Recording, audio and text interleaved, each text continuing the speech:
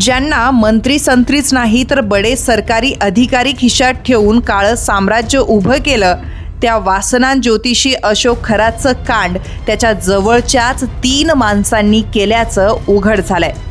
खरातनं महिलांचा पुरेपूर वापर करून घेतला, तसंच जंगली चिंचोका 40,000 रुपये तर मधाची बाटली चक्क 9 लाख रुपयांना विकली. भीती दाखवून धार्मिक विधी करण्याच्या नावाखाली प्रचंड काळा पैसा जमा केला.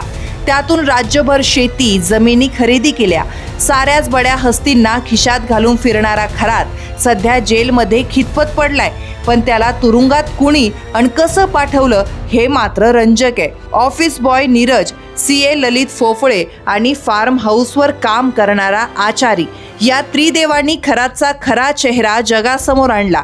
ज्याच्यावर ऑफिस सांभाळण्याची जबाबदारी होती त्या ऑफिस बॉय नीरजच्या बायकोलाच खरातनं शिकारी बनवलं. तर ज्या फोफळे यांना शिवनिका ट्रस्टवर विश्वस्त म्हणून नेमलं त्यांनाच खरातनं तब्बल 9.25 कोटींना झोपवलं. काय तर म्हणे आई वडिलांच्या मृत्यूचा योग आहे म्हणून अवतार पूजा करावी लागेल. ही बाब समजल्यावर फोफळे यांनी खरातचं भांडाफोड करायचं ठरवलं. म्हणजे नीरज आणि फोफळे यांचा दोघांचाही उद्देश एक होता. त्यासाठी फोफळेंनी खरातला शिजवून खाऊ घालणाऱ्या आचार्याची मदत घेतली. अर्थात हा आचारीही त्यांनीच खरातच्या फार्म हाऊसवर नेमला होता.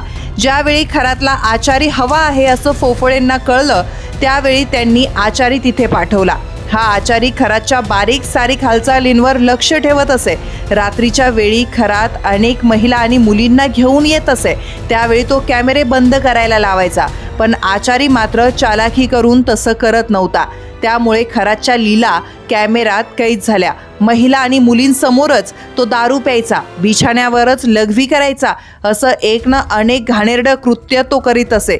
आचार्याने हे सगळं फोफाळेंना सांगितलं. खरात खोटा आहे याची त्यांना खात्री पटली. दुसरीकडे नीरज ऑफिसमध्ये स्पाय कॅमेरे लावून खरातचं महिलांसोबतचं सगळं किळसवाणं कृत्य अलगट टिपत होता. त्याला फोफाळेंचाही पाठिंबा होता. एकाला बायकोवर झालेल्या अत्याचाराचा तर दुसऱ्याला फसवणुकीचा बदला घ्यायचा होता.